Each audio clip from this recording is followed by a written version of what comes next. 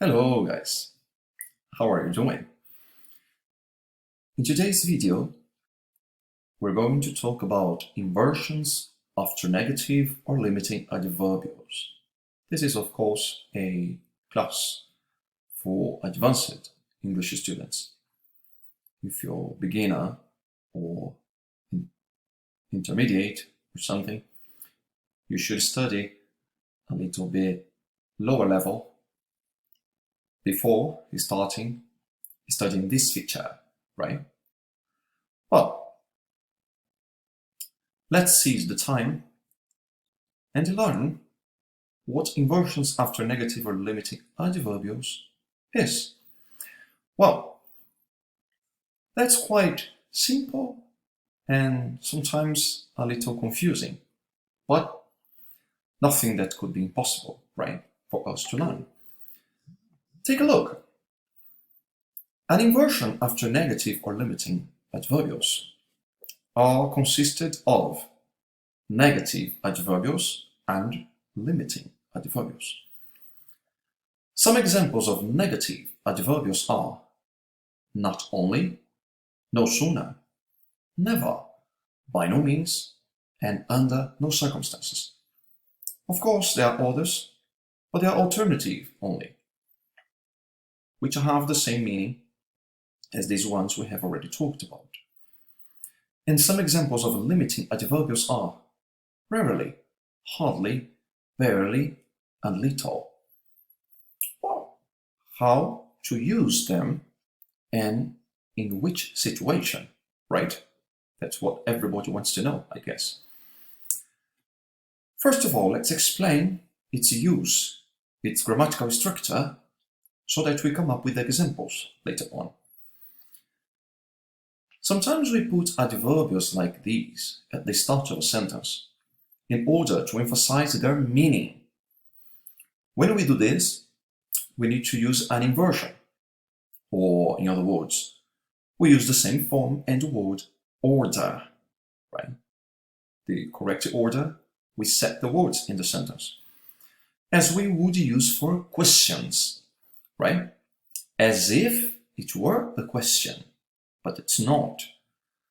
Even though we are not asking a question, right? As you see there in the description.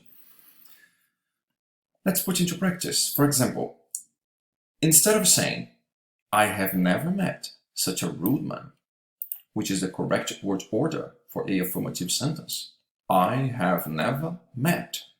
Subject, verb, adverb, and the participle of the verb. In this case, the verb meet, infinitive, participle, met. I have never met such a rude man. Well, this construction here, I have never met, is the normal way of saying in a speech. But we can emphasize the idea of never by saying, never have I met such a rude man. Never have I met such a rude man. Look, that there is an inversion here. Instead of putting the subject and the verb in the word order, we start with the adverb never, right? So, never have I met. Never have I met such a rude man, which means the same as I have never met, but using an emphasizing way of expressing it. So what's the purpose of an inversion after negative or limiting adverbials? It's simply to emphasize, to give special effect, and also to turn the sentence more formal, right? To have formality in the sentence. So these three features are the purpose of using inversions: formality, emphasis, and special effect, right? Suppose if the sentence is sad, it becomes even sadder. Or if otherwise it's happy, it becomes even happier by using this inversion in the sentence. continuing here, notice that even though this sentence is not a question, we say, have I met? This construction here, have I met? Rather than I have met, right? Another example of an inversion is, hardly had I walked into my office when the phone started ringing. Look, again we have an inversion here. Hardly, the adverb, had I walked. Had I walked.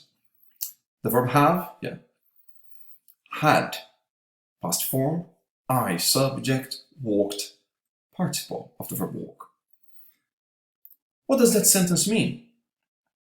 It simply means that immediately, right, or a period of short time after walking into my office, the telephone started ringing, right? The time between entering the office and the telephone starts ringing is quite short, almost immediately. So I use this construction, hardly had I walked, which means within seconds, almost immediately after walking into the room, the telephone started ringing. You understand? So this means that the phone started ringing immediately, yeah, after I walked into my office.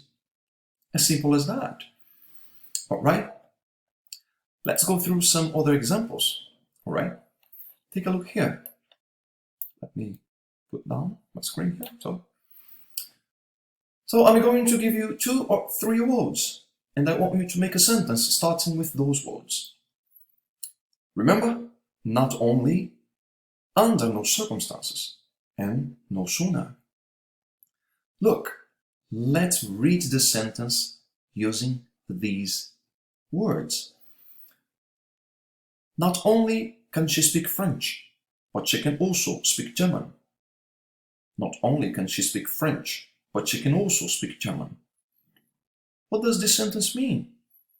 Not only can she speak French means that she doesn't only speak French, but she also speaks German. That's the meaning of the sentence. She speaks 2 languages.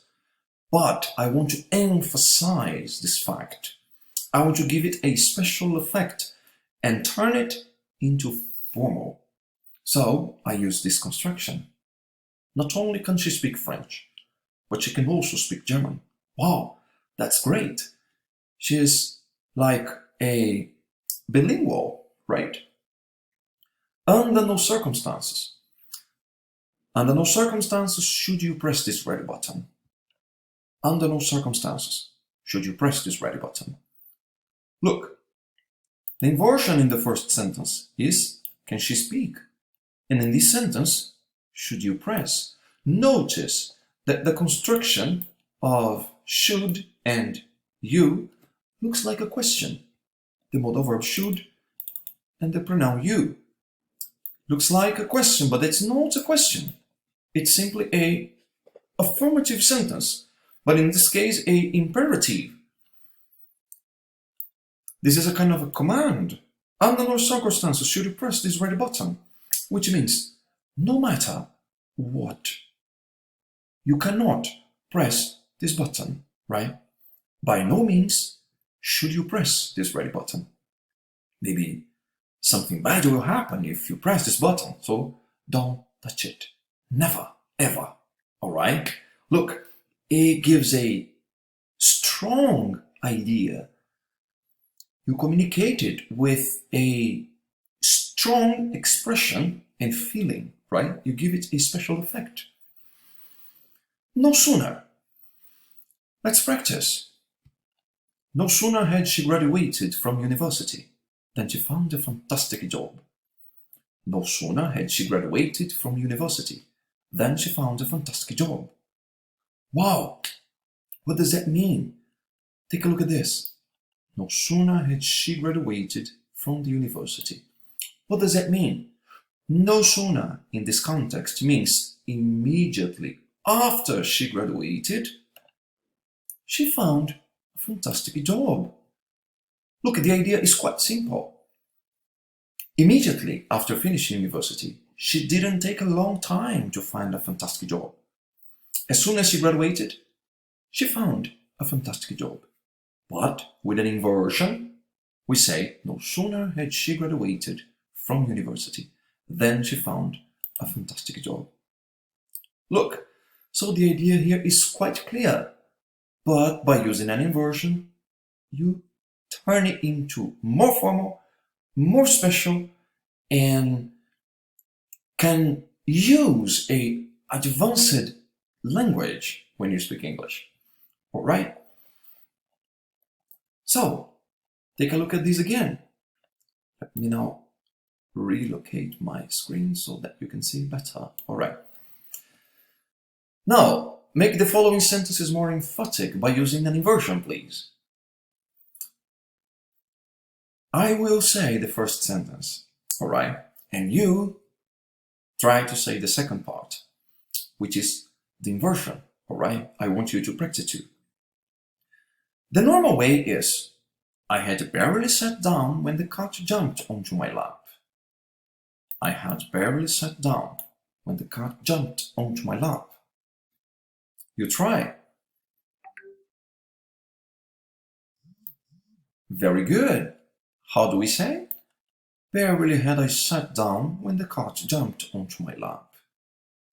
Which has a similar meaning to no sooner. Yeah, the sentence that we have just seen previously. Barely had I sat down when the cat jumped onto my lap. Immediately after I sat down, the cat jumped onto my lap. And I started stroking it.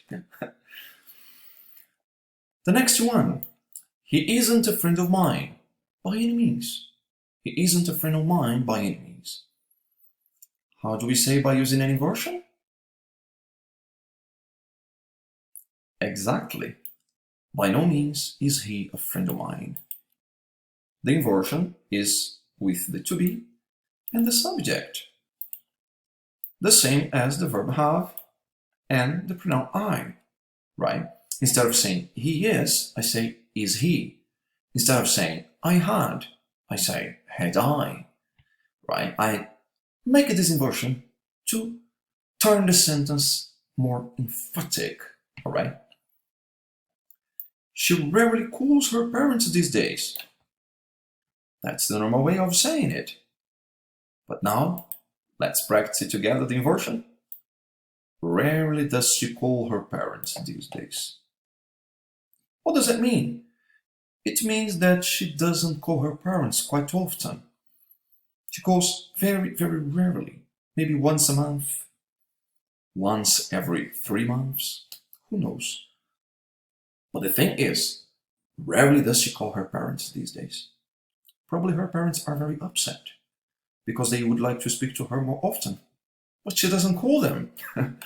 All right? Mary had no idea that we had arranged a party for her birthday. So far, Mary wasn't concerned. But we arranged a surprise birthday party for her. But she doesn't know. How can we express this idea? By being more emphatic using an inversion? Little did Mary know that we had arranged a party for her birthday. Little did Mary know that we had arranged a party for her birthday. All right, so look, Mary doesn't know at all that we're going to arrange a party for her, right? So I communicated this idea by using this beautiful inversion, of limiting or negative adverbial. Okay, guys, so this is the use of negative or limiting adverbial with an inversion. Okay? Repeating, the purpose is formality, special effect, and emphasis. All right? So when you use it, you turn the sentence, the idea you want to communicate, more emphatic, especially emphasis, to give emphasis in the sentence. Okay? So this is the inversion after limiting or negative adverbial, guys. Hope you like it. Share with your friends. Hit the button down below here